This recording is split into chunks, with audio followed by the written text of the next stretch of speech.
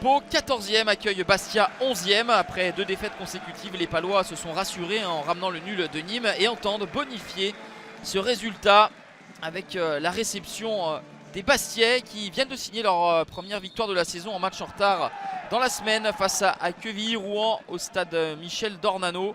Un point simplement sépare la formation de Didier Tolo et celle de Mathieu Chabert.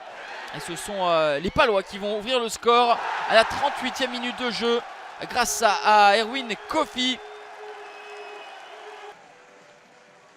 qui parvient à éliminer 2 défenseurs bastiais pour ensuite ajuster Thomas Vincenzini. C'est un très joli but inscrit par Erwin Kofi dans une partie qui était plutôt fermée où il n'y a pas eu énormément d'occasions.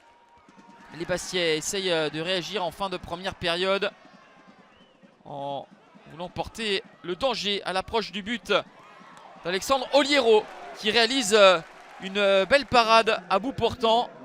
Alexandre Oliero qui avait été très bon la saison dernière et grand acteur du maintien du Pau FC. Lui qui était prêté par Nantes, l'option d'achat a été levée. Il appartient pleinement maintenant à la formation de Didier Tolo et grâce à cet arrêt notamment d'Oliero, le Pau FC maintient son avance d'un but à la pause. La deuxième période, Mathieu Chabert un petit peu inquiet parce qu'il ne sent pas ses hommes avoir pour l'instant la ressource nécessaire pour égaliser. Et non seulement il n'y aura pas d'égalisation pour l'instant des Bastiais, mais il va y avoir le deuxième but des Palois à la 49e. Ebenezer Asifoua, une tête plongeante puissante du Ghanéen. Le deuxième but depuis le début de la saison pour Asifoua à la réception de ce corner de Jovan Nisic, le Serbe. 2-0 donc d'entrée de deuxième période pour les Palois. Là, on sent les Bastiais en souffrance, en manque de fraîcheur.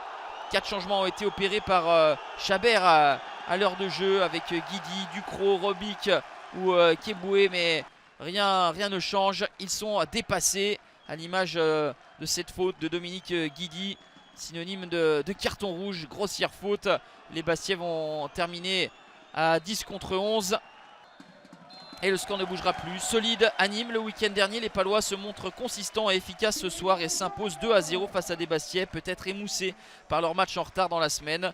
Pau devant son adversaire du soir et bascule en première moitié de classement. Le Sporting est lui 13e.